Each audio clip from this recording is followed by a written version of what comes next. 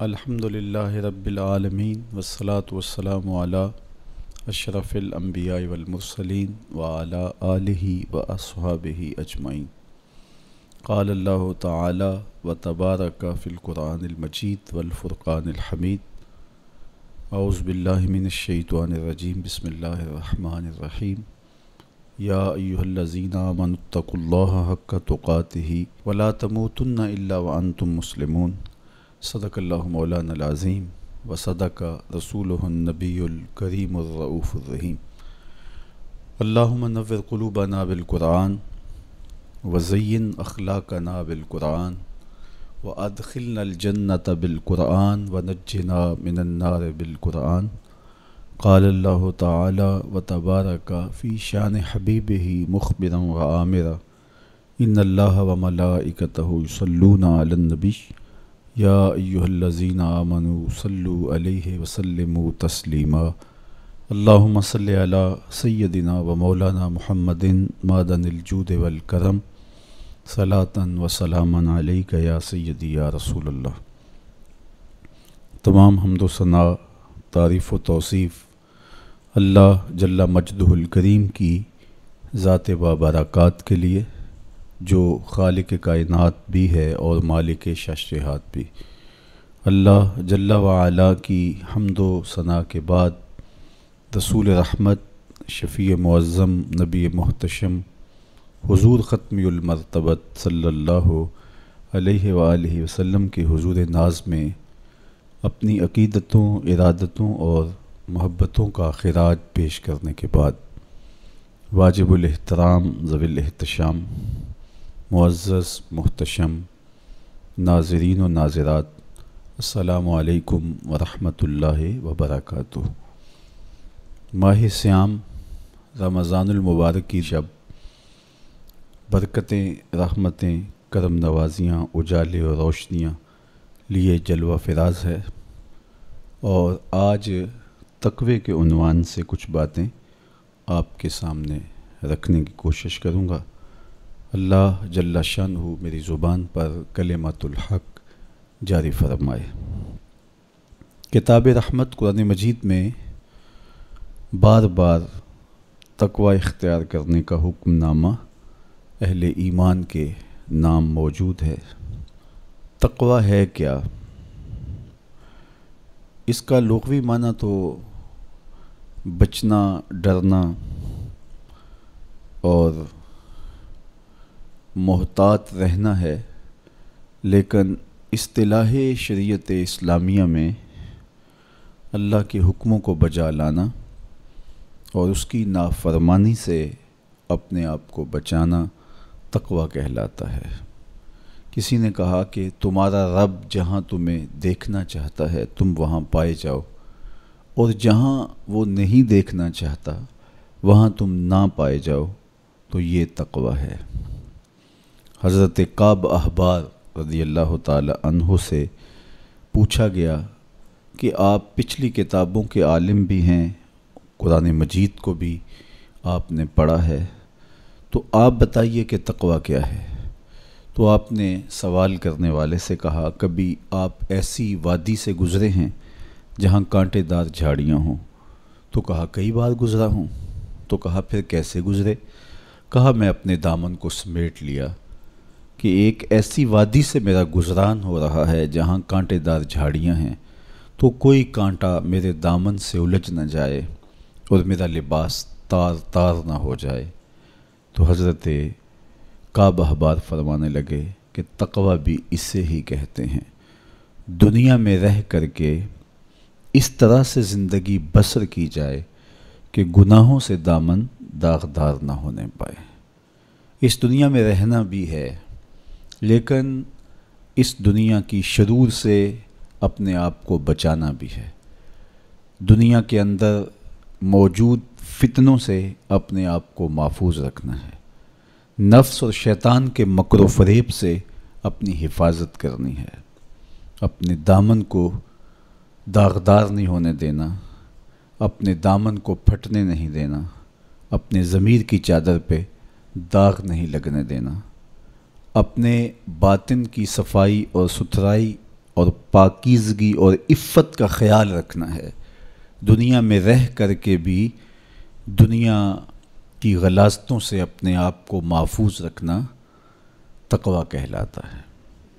کہا اس دنیا میں اس طرح رہو جس طرح کشتی پانی میں رہتی ہے، پانی میں رہنے کے باوجود اپنے اندر پانی نہیں آنے دیتی، چونکہ اگر کشتی پانی میں رہے تو خیر ہے، خود بھی تیرے گی اور اپنے اوپر بیٹھے سواروں کو بھی کنارے تک لے جائے گی، لیکن اگر پانی کشتی میں داخل ہونا شروع ہو گیا تو خود بھی ڈوبے گی اور جو اس کے اوپر سوار ہوں گے وہ بھی ڈوب جائیں گے۔ اس لیے تم دنیا میں رہو تو خیر ہے، لیکن دنیا اگر تمہارے اندر اتر آئی تو پھر کچھ باقی نہیں بچے گا۔ من نظر الی الدنیا نظر الحب اخرج اللہ تعالی من قلبہ نور الیقین والزہد۔ جو دنیا کو محبت کی نظر سے دیکھتا ہے، اللہ اس کے دل سے زہد اور تقوی کے نور کو کھینچ لیتا ہے۔ اس لیے اس دنیا میں رہ کر کے بھی اس دنیا سے اپنے آپ کو محفوظ رکھنا ہے۔ اپنی ضرورت کا ضرور رزق جمع کریں، ضرورت سے زائد کمائیں تو ساتھ یہ نیت جڑی ہو کہ معاشرے کے وہ لوگ جو کمانے کی اہلیت نہیں رکھتے میں ان کی ضرورت کو پورا کروں گا، تو یہ دنیا نہیں یہ دین ہوتا ہے۔ لیکن جب خواہشات انسان کو یوں گھیر لیتی ہیں اور وہ اپنے خالق سے غافل ہو کے اس دنیا کو مقصود بنا لیتا ہے تو پھر وہ اپنے اندر اور اپنے باطن کو خراب کر بیٹھتا ہے۔ تو کعب احبار فرمانے لگے کہ تقویٰ یہ ہے کہ تم اپنے آپ کو جس طرح کانٹے دار جھاڑیوں کے اندر سے گزارتے ہوئے دامن بچاتے ہو اور کوئی کانٹا تمہارے دامن سے الجھ کر تمہارے دامن کو تار تار نہ کر دے، تمہارا دامن پھٹ نہ جائے، تو احتیاط سے گزرتے ہو، تو دنیا میں بھی یوں محتاط رہو اور اپنے آپ کو گناہوں سے آلودہ نہ ہونے دو۔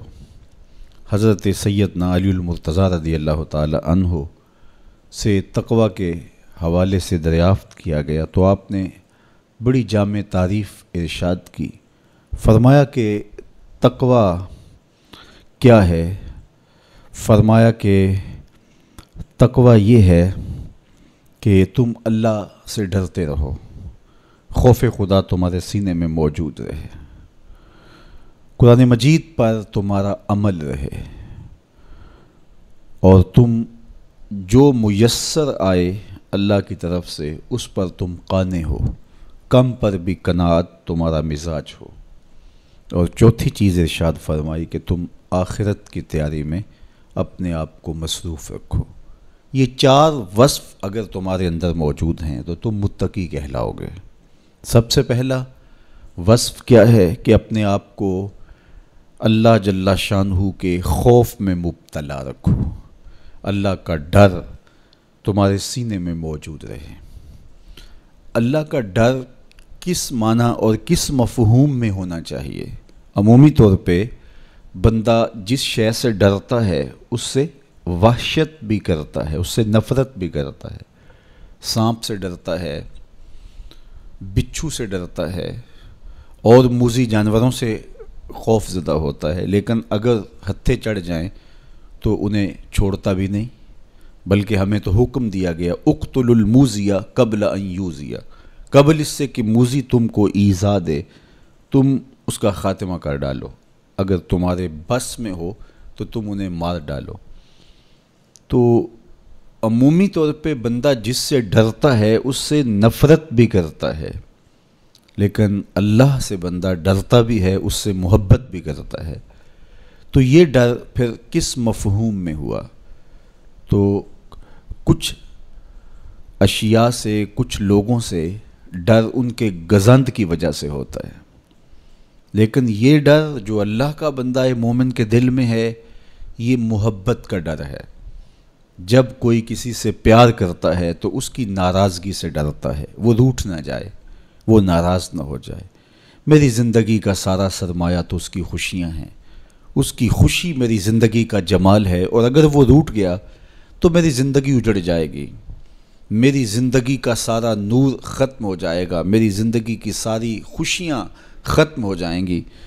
تو اللہ سے ڈرنے کا مفہوم بھی یہی ہے کہ جب بندہ اس سے پیار کرتا ہے، اور مومن کی شان ہے والذین آمنوا اشد حبا للہ، جو اہل ایمان ہیں وہ سب سے زیادہ اپنے رب سے محبت کرتے ہیں، ٹوٹ کے چاہتے ہیں اپنے رب کو۔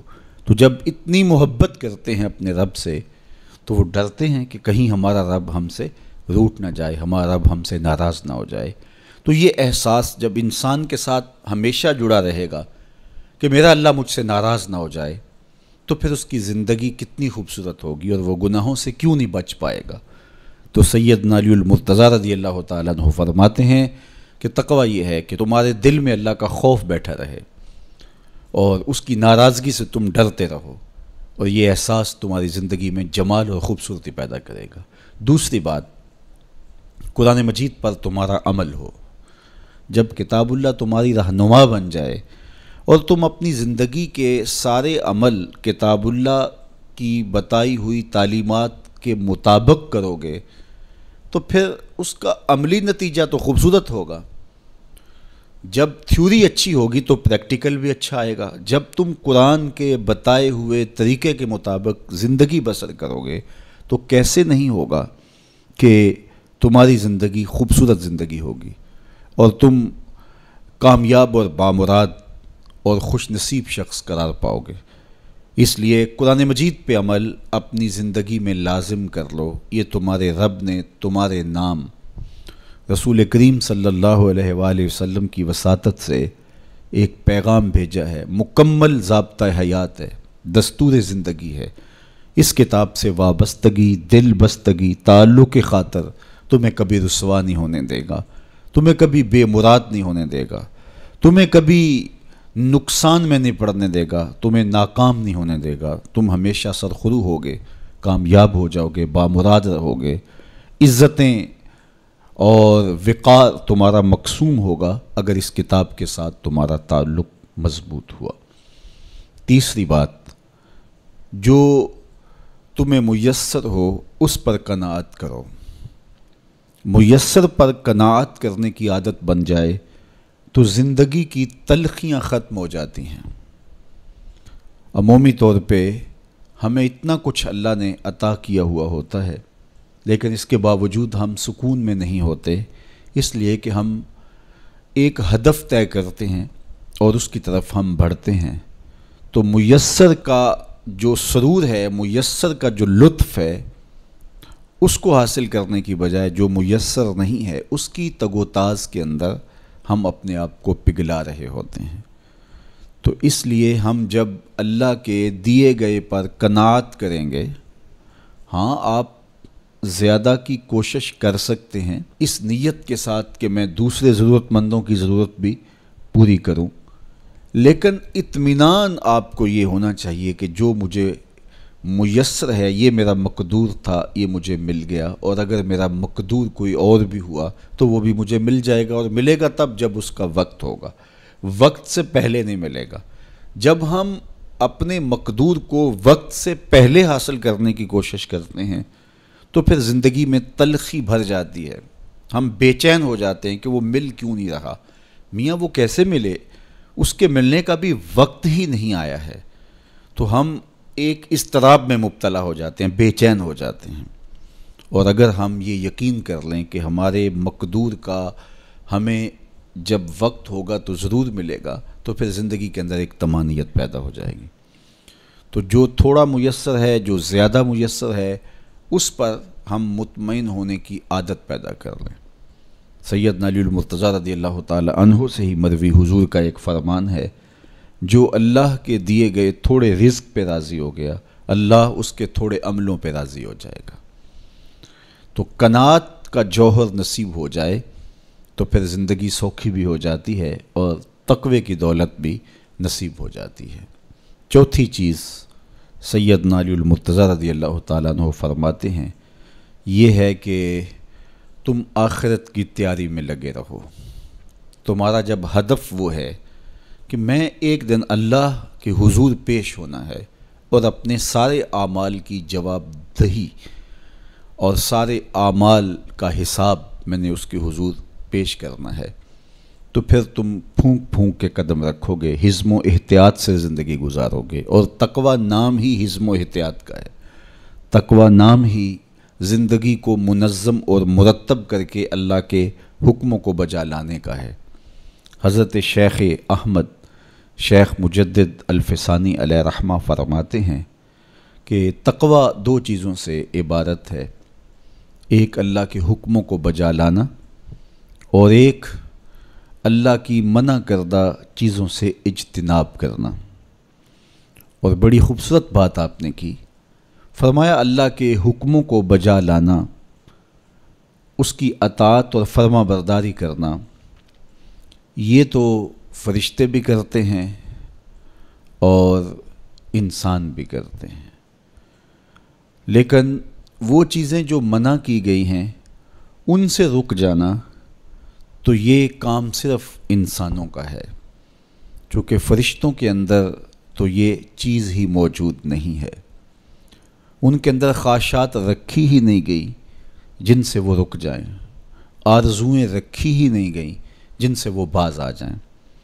تو وہ تو اللہ کی عبادت کرتے ہیں، ذکر و فکر میں لگے ہیں، طاعت اور فرما برداری میں لگے ہیں، اور ان امور سے رکنے کا ان کا باب ہی نہیں ہے، تو یہ حضرت انسان کا کام ہے کہ وہ ان امور سے منع ہو جائے جن امور سے ان کے رب نے انہیں منع کیا ہے۔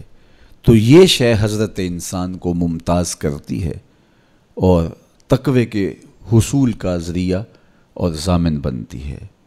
اللہ جل شانہ کے منع کردہ کاموں سے رک جائے اور اس کے حکموں کو بجا لانے کی کوشش میں لگا رہے، یہ تقوی کہلاتا ہے۔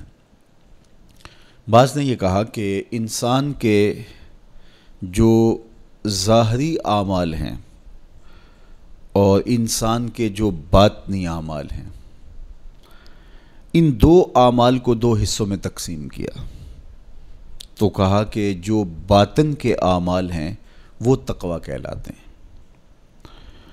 آپ کوئی نیک عمل کرتے ہیں تو ظاہر ہے کہ وہ امتثال امر کے طور پہ آپ وہ کام بجا لا رہے ہیں، لیکن اب آپ دل سے بھی رکے ہوئے ہیں اس کام سے، تو یہ آپ کے دل کا عمل ہے اور یہ تقوی کہلاتا ہے۔ قرآن مجید میں اللہ تعالیٰ نے ایک مقام پہ ارشاد فرمایا، جو اللہ کی نشانیوں شعائر اللہ کی تعظیم کرتے ہیں تو یہ دل کا تقوی ہے۔ تو تقوی کا تعلق پھر جڑ جاتا ہے دل سے۔ میرے اور آپ کے آقا و مولا حضور نبی رحمت صلی اللہ علیہ وآلہ وسلم نے ارشاد فرمایا، التقوی ہا ہونا، التقوی ہا ہونا۔ حضور نے اپنے سینے کی طرف اشارہ کر کے کہا تقوی یہاں ہے، تقوی یہاں ہے۔ تو تقوی کا مرکز انسان کا دل ہے۔ ایک حدیث پاک میں آیا جو صحیح مسلم میں موجود ہے کہ ان اللہ لا ينظر الى صورکم واموالکم، اللہ تمہاری صورتوں کو نہیں دیکھتا، اللہ تمہارے مالوں کو نہیں دیکھتا کہ کون کتنا خوبصورت ہے، کس کے پاس کتنی دولت ہے، نہ تمہاری صورتیں دیکھتا ہے، نہ تمہارے بنگلے دیکھتا ہے، نہ تمہاری جائیدادیں دیکھتا ہے، نہ تمہارا بینک بیلنس دیکھتا ہے۔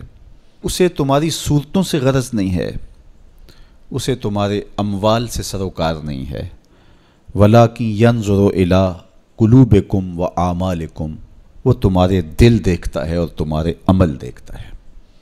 تمہارے کپڑے پھٹے پرانے ہیں، جھونپڑے میں رہتے ہو، لیکن عمل خوبصورت ہیں، تمہارا قلب سلیم ہے، اس دل میں اللہ کی محبت، اللہ کا پیار رکھا ہے، اللہ جل شانہ کے محبوب کا پیار رکھا ہے، تو وہ دل خوبصورت ہے۔ تو تمہارے لباس پھٹے پرانے کیوں نہ ہوں، تمہارے رہنے کی جگہ انتہائی ناآسودہ کیوں نہ ہو، لیکن تمہارا دل اچھا ہے، تمہارے عمل اچھے ہیں، تو تمہارے رب کو یہ پسند ہے۔ تو تقوی کا مرکز تمہارا قلب ہے، تمہارا دل ہے۔ تو دل کی پاکیزگی، دل کی صفائی، دل کی ستھرائی یہ اللہ جل شانہ کو محبوب ہے۔ ہم عمومی طور پہ اپنے ظاہر کو سنوارنے میں لگے رہتے ہیں اور باطن ہمارا میلا کچیلا ہی رہتا ہے۔ ہمارا رب ہم سے اس بات کا تقاضا کرتا ہے کہ تمہارا دل بھی ستھرا ہونا چاہیے، تمہارا دل بھی پاک ہونا چاہیے۔ باہو علیہ رحمہ فرماتے ہیں کہ دل کالے نالوں منہ کالا چنگا، جے کوئی یہ رمز پچھانے ہو۔ تو اصل تو پاکیزگی، طہارت، صفائی، عفت قلب کی ہے۔ تو اس لیے اللہ تعالیٰ جل شانہ نے مومنین کے قلوب کی پاکیزگی، طہارت اور صفائی اور عفت کا تقاضا اہل ایمان سے کیا ہے۔ اللہ جل شانہ نے بندوں کو جو عزت عطا کی ہے تو اس کا معیار تقویٰ کو قرار دیا۔ کون کتنا معزز ہے یہ اس کی دولت سے نہیں ناپا جا سکتا، اس کے قبیلے اور اس کے خاندان سے نہیں جانچا جا سکتا، اس کے لباس سے آپ یہ اندازہ نہیں کر سکتے کہ یہ معزز شخص ہے۔ کسی شخص کا کسی قوم سے تعلق ہے اور وہ گوری رنگت والی قوم ہے یا وہ کسی اور رنگت سے متعلق ہے تو وہ اس کی عزت کا ظرف نہیں ہے۔ ان اکرمکم عند اللہ اتقاکم، تم میں سے معزز وہ ہے جو متقی ہے، جو پرہیزگار ہے۔ دیکھیے ابو لہب قریشی النسب تھا، لیکن خوبصورت ہونے کے باوجود، عالی مرتبت نسب رکھنے کے باوجود آج بھی اس پر لعنتیں برس رہی ہیں۔ اور بلال حبشی رضی اللہ تعالیٰ عنہ رنگ کے کالے تھے اور نسباً غلام تھے، لیکن تقوی کی دولت نے، ایمان کی دولت نے ان کو اس مقام پہ کھڑا کر دیا کہ وہ ہاشمی النسب شخص تقوی اور ایمان کی عدمیت کی وجہ سے ان کے قدموں سے لگی ہوئی دھول تک بھی نہ پہنچ سکا، اور وہ عزتوں کے اس شرف کو حاصل کرتے ہیں جو انہی کا مقسوم ہے۔ تو اسلام نے شرف کا معیار، عزت کا معیار تقوی قرار دیا ہے۔ تو اس لیے ہمیں تقوی کو حاصل کرنے کے لیے کوشاں رہنا چاہیے اور ایسے اعمال بجا لانے چاہیے کہ جس سے ہمیں تقوی حاصل ہو۔ حضرت شیخ احمد مجدد الفسانی علیہ رحمہ فرماتے ہیں، جو شخص اپنے اوپر 10 چیزوں کو لازم کر لیتا ہے تو لازمی نتیجہ یہ ہوتا ہے کہ وہ متقی بن جاتا ہے۔ وہ 10 چیزیں کون سی ہیں؟ ماہ صیام کے ان حسین لمحوں میں ہمیں وہ 10 اوصاف اپنے اندر پیدا کرنے چاہیے تاکہ ہم متقی بن جائیں، اور متقی اللہ کے محبوب بندے ہیں۔ تقوی اختیار کرنے والے اللہ جل شانہ کی رحمتوں کے خاص مستحق ہیں۔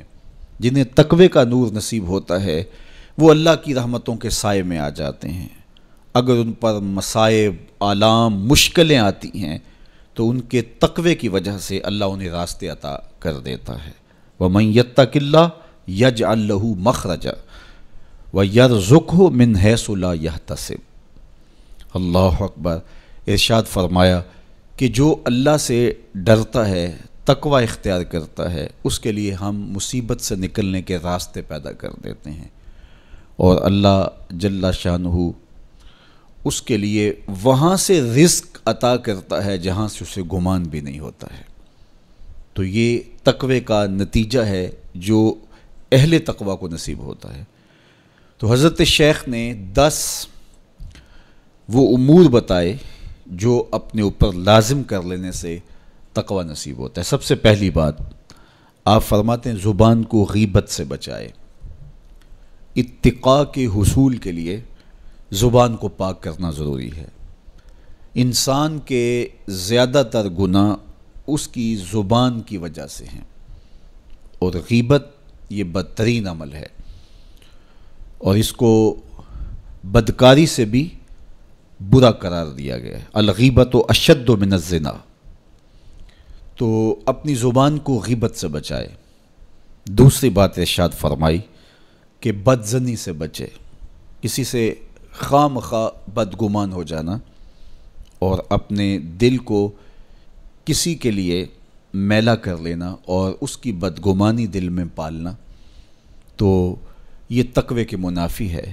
تو کسی کی بدگمانی سے، بدظنی سے اپنے دل کو بچائے، زبان کو غیبت سے بچائے، دل کو بدگمانی سے بچائے، اور مسخرہ پن سے بچے، بات بات پہ ٹھٹھے مار کے ہنسنا اور اس طرح کی زندگی بسر کرنا۔ اور آج کل تو جب بھی دوست احباب اکٹھے بیٹھتے ہیں تو سنجیدہ اور متین باتیں کم ہوتی ہیں، زیادہ وقت لطیفوں میں ہی کٹ جاتا ہے۔ انسان کو خوش مزاج ہونا چاہیے، اس کی طبع میں شگفتگی ہونی چاہیے، لیکن شگفتگی، خوش مزاجی اور مسخرہ پن میں فرق ہے، اس کو سمجھنا چاہیے۔ سنجیدہ اور متین زندگی یہ مومن کی زینت ہے، انسانیت کا حسن ہے۔ اس لیے تقوی کے حصول میں مانع ہے مسخرہ پن۔ اگر کوئی شخص متقی بننا چاہتا ہے تو اس کو سنجیدہ اور متین بننا ہوگا۔ طبیعت کی خوش مزاجی یہ معنی نہیں ہے، لیکن مسخرہ پن اور چیز ہے، اس سے روک دیا گیا۔ چوتھی چیز حضرت شیخ احمد فرماتے ہیں کہ اپنی آنکھ کو حرام سے بچائے۔ اپنی آنکھ کی حفاظت کرنے سے تقوی حاصل ہوتا ہے۔ جب آنکھ خراب ہوتی ہے تو دل خراب ہوتا ہے، جب دل خراب ہوتا ہے تو پھر پورا بدن خراب ہو جاتا ہے۔ اس لیے وہ دروازہ جو کھلا ہے اور اس سے بدی شر اندر اتر رہی ہے اور پھر اس سے آپ کا سارا نظم ہستی برباد ہو رہا ہے، تو اس دروازے کو بند کریں، تو اپنی آنکھ کو حرام سے بند کریں۔ پانچویں چیز ارشاد فرمائی، ہمیشہ سچ بولے۔ جھوٹا شخص کبھی متقی نہیں ہو سکتا۔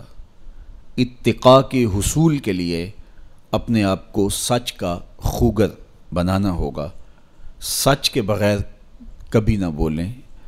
جھوٹ بولنے والے کی زبان سے شر پھیلتا ہے، اور جب کوئی شخص جھوٹ بولتا ہے تو حدیث پاک میں آتا ہے اس سے بدبو نکلتی ہے، جس کو عام لوگ تو نہیں سونگھ پاتے، لیکن اللہ کے فرشتے 1 میل دور پیچھے ہٹ جاتے ہیں۔ تو مومن سچا ہوتا ہے، مومن جھوٹا نہیں ہوتا، اور تقوی کے اصول کے لیے سچ شرط ہے۔ چھٹی چیز ارشاد فرمائی، ہر حال میں اللہ کا احسان مانے۔ جب کوئی بھی انسان پر بہتری آئے تو اس وقت یہ کہے کہ یہ میرے رب کا احسان ہے کہ مجھے یہ حاصل ہوا ہے۔ بہت سارے لوگ اپنی محنت کا نتیجہ قرار دیتے ہیں کہ یہ میں نے کیا تو اس کے نتیجے میں یہ ملا۔ بسا اوقات آپ کتنا سیدھا کام کر رہے ہوتے ہیں، کتنی محنت کر رہے ہوتے ہیں، لیکن نتیجہ اس کے برعکس آ رہا ہوتا ہے۔ سیدنا علی المرتضیٰ رضی اللہ تعالیٰ عنہ فرماتے ہیں، میں نے اللہ کو اپنے ارادوں کی شکست سے پہچانا، تو یہ اس کی کرم نوازی ہے کہ اس نے ایسا کر دیا۔ صحت میرا کمال نہیں، یہ اللہ کی عطا ہے۔ علم میرا کمال نہیں، یہ اللہ کی عطا ہے۔ لہجوں کی خوبصورتی یہ اس کی عطا سے ممکن ہے۔ اس نے آنکھوں میں روشنائی رکھی، اس نے توفیق عمل نصیب فرما دی، اس نے اچھائی کی راہوں پہ گامزن کیا۔ ماہ صیام میں روزہ رکھنے کی توفیق ہوئی، صلاۃ التراویح میں حاضری کا موقع میسر آیا، دیگر صالح اعمال تلاوت کلام مجید نصیب ہوئے، تو مت سمجھے کہ یہ کوئی میرا کمال ہے۔ اللہ کا احسان مانے گا تو غرور پیدا نہیں ہوگا، تکبر پیدا نہیں ہوگا۔ تو ہر حال میں اللہ کا احسان مانے، جو بھی خیر اس کو ملے وہ کہے یہ میرے رب کی طرف سے ہے، اور اگر اس کا کرم نہ ہوتا تو یہ عمل مجھے نصیب نہ ہوتا۔ اور کتنے عمل ہیں کہ نصیب ہونے کے بعد عجب سے، تکبر سے، ریاکاری سے برباد ہو جاتے ہیں۔ کیتی کتری پئی کھو محمد تے سکہ بنیا زردہ، کتنے عمل ہیں کہ برباد ہو جاتے ہیں، تکبر آ گیا، عجب آ گیا، ریاکاری آ گئی، تو یہ اس کی طرف سے ہی ہے۔ تو جب یہ کہے گا تو عجب، تکبر، غرور کچھ پیدا نہیں ہوگا، تو پھر عمل قبول ہوگا اور انسان تقوی کی منزل تک پہنچے گا۔ ساتویں چیز، اپنا مال راہ حق میں خرچ کرے۔ ناحق راستے پر ایک درہم بھی خرچ نہ کرے۔ کمایا ہوا مال راہ حق میں خرچ کرنے سے اتقاء کی دولت نصیب ہوتی ہے۔ اللہ قیامت کے دن بندے کے قدم اپنے حضور سے ہٹنے نہیں دے گا جب تک اس سے 3 سوال نہیں کر لے گا۔ ان میں سے ایک سوال یہ ہوگا کہ مال کمایا کہاں سے، مال خرچ کہاں کیا۔ جس طرح مال حلال کمانا ضروری ہے، مال کو جائز جگہوں پہ خرچ کرنا بھی ضروری ہے، حق کے راستے پہ خرچ کرنا بھی ضروری ہے۔ اس لیے یہ اپنی طبع کے اندر لازم کر لے کہ کبھی بھی اس کا مال کسی ناجائز اور فضول کام میں خرچ نہ ہو، راہ حق میں اس کا مال لگے۔ 8ویں چیز، نفس کے لیے کبھی بڑائی بلندی نہ چاہے، اس سے طبیعت میں سرکشی آئے گی اور تقوی کے راستے میں یہ عمل مانے ہے۔ اور نمازوں کی حفاظت کرے۔ نمازوں کی اگر حفاظت نہیں کرتا تو باقی سارے عمل اس کے پاس ہیں، تو وہ متقی کیسے بن سکتا ہے؟ چونکہ یہ تو اسلام کا بنیادی فریضہ ہے جو اہل ایمان پر لازم کیا گیا ہے، جو کسی صورت کے اندر بھی، حتیٰ کہ حالت بیماری کے اندر بھی معافی جس کی نہیں ہے، سفر کے اندر بھی نماز کی معافی نہیں، مختصر کر دی گئی، قصر کر دی گئی، لیکن معافی نہیں دی گئی، حالت جنگ کے اندر بھی اس کی معافی نہیں ہے۔ تو نمازوں کی محافظت کرے۔ اور 10ویں چیز، حضرت شیخ فرماتے ہیں عقیدوں کی صحت کا خیال رکھے، اپنے عقیدے اپنے نظریات خوبصورت رکھے، وہی جو طریقہ مبارکہ اہل سنت و جماعت کے بزرگوں کے عقائد تھے اور شروع سے صحابہ سے لے کے دور موجود تک چلے آ رہے ہیں، ان کی مطابقت کے اندر اپنے عقیدے رکھے۔ نظریات کا عکس اعمال پہ ہوتا ہے، اگر نظریات اچھے نہیں ہیں تو اعمال بھی اچھے نہیں ہیں۔ تو یہ 10 خوبیاں اور 10 چیزیں اگر کسی شخص نے اپنے اندر لازم کر لیں تو پھر لازمی نتیجہ یہ ہے کہ وہ متقی بن جائے گا، وہ پرہیزگار بن جائے گا۔ روزے کا مقصد بھی تقوی ہے، تو یہ بات ذہن میں رکھیے گا کہ صرف روزہ ہی نہیں، ہر عمل خیر کا مقصود تقوی ہے۔ تقوی کا حصول یہ اہل ایمان سے تقاضا ہے ہمارے رب کا کہ وہ متقی بن جائیں۔ متقی ایک صاف ستھرا انسان ہوتا ہے، پاکیزہ وجود ہوتا ہے۔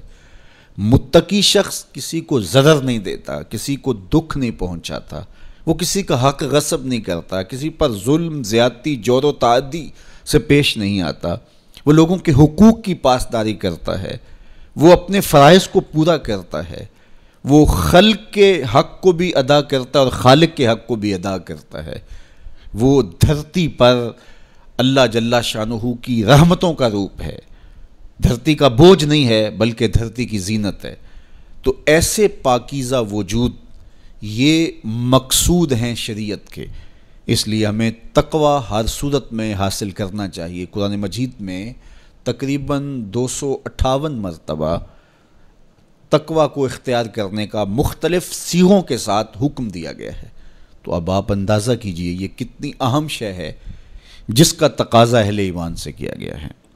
تو اللہ جل شانہ کی بارگاہ میں میری دعا ہے جملہ ناظرین کے لیے، ناظرات کے لیے، آپ سب لوگوں کے لیے، اپنے لیے، اپنے ساتھ جڑے ہوئے تمام لوگوں کے لیے کہ اللہ سب کو اتقاء کی دولت نصیب کر دے۔ یہ زندگی بے مقصد نہ گزر جائے، ہم جس مقصد کے لیے آئے ہیں ایسا نہ ہو کہ ساری زندگی گزار کے چلے جائیں اور خالی دامن لے کے اللہ کے حضور پیش ہوں۔ نہیں، اس دامن کو تقوی کے نور سے بھر کر اس کے حضور پیش ہوں، لیکن اس کے فضل پہ آس ہو، مغرور نہ ہونا، جو میسر آ جائے اس کو اللہ کا احسان سمجھنا، اور اس کے حضور کہا مالک مجھ سے تو یہی ہو سکا ہے، اور یہ بھی میری کوتاہیاں اور میری کمزوریوں کے ساتھ ہے سب کچھ، تو اپنے کرم سے میرے پہ رحم فرما۔ تو اللہ تعالیٰ کو ایسا بندہ بڑا پسند ہے جو اس کو راضی کرنے کی کوشش میں لگا رہتا ہے ساری زندگی۔ آپ کے پاس ایک ملازم ہے اور وہ کمزور ہے، لیکن سارا دن کوشش میں لگا رہتا ہے، کبھی وہ دیواریں صاف کر رہا ہے، کبھی وہ آپ کے دروازے پر کپڑا لگا کے اس کو صاف ستھرا کر رہا ہے، کبھی پانی آپ کو پیش کر رہا ہے، کبھی آپ کی گاڑی کو کپڑا لگا کے صاف کر رہا ہے، کبھی اور آپ کے کام میں لگا ہے، اور وہ کمزور ہے، کبھی بیچارہ تھک کے دھوپ میں بیٹھ بھی جاتا ہے، کبھی اس سے ہوتا ہے کبھی اس سے نہیں ہوتا، لیکن وہ نیت سے برا نہیں ہے، ہر وقت اس کی کوشش ہے کہ صاحب مجھ سے راضی ہو جائیں، تو آپ اس کی بہت ساری کوتاہیاں معاف کر دیتے ہیں۔ وہ کہتے ہیں یار کمزور ضرور ہے لیکن نیت کا ماڑا نہیں ہے۔ تو یار اگر ہم نیت کے ماڑے نہ ہوں، ساری زندگی اللہ کو راضی کرنے کے لیے گزار دیں، تو وہ بھی تو دیکھ رہا ہے یہ میرا بندہ ہے۔ میرے شیخ کامل کا ایک شعر مجھے ابھی یاد آیا کہ دلوں میں بری نہیں نہ نیتوں بری میں، دلوں میں بری نہیں نہ نیتوں بری میں، گناہ میں تو ہو جاندے لاچاریاں نو۔ اگر پھر بھی کوئی گناہ ہو جائے تو اللہ کریم ہے، رؤوف ہے، معاف کرنے والا ہے۔ تو تقوی کا یہ بھی نتیجہ ہے، اس کا ثمرہ ہے کہ آپ سے گناہ سرزد ہو جائے تو آپ کو فوراً توفیق توبہ مل جاتی ہے۔ اگر یہ صالح اعمال آپ بجا لاتے ہوں تو زندگی کے اندر گناہوں کا سرزد ہونا ممکن ہے، لیکن متقی شخص سے گناہ سرزد ہو جائے تو وہ فوراً رجوع اللہ کرتا ہے، فوراً اس کو توفیق توبہ نصیب ہو جاتی ہے، اس کو کھٹکنے لگتا ہے کہ مجھ سے کچھ ہو گیا ہے، تو وہ بے چین ہو جاتا ہے۔ تو آئیے میں اور آپ اپنی زندگیوں میں تقوی کے نور کو بھر لیں۔ جہاں نور ہوگا وہاں اندھیرا نہیں ہوگا، اور اگر یہ نور باطن میں نہیں اترے گا تو وہاں اندھیرے ہوں گے، ظلمتیں ہوں گی۔ تو اندھیروں سے اور ظلمتوں سے اٹا ہوا دل لے کے ہم اللہ کے حضور پیش نہ ہوں، بلکہ نور سے بھرا ہوا دل اس کی دہلیز پہ رکھیں اور اس کی رحمتوں کی خیرات مانگیں۔ ماہ سیام کی مبارک گھڑیوں کی برکت سے اللہ مجھے آپ کو تقوی کی دولت نصیب فرمائے۔ جو کہا گیا اس کو روحوں میں اتار دے، باطن کی پاکیزگی ستھرائی نصیب کرے۔ وآخر دعوانا ان الحمدللہ رب العالمین۔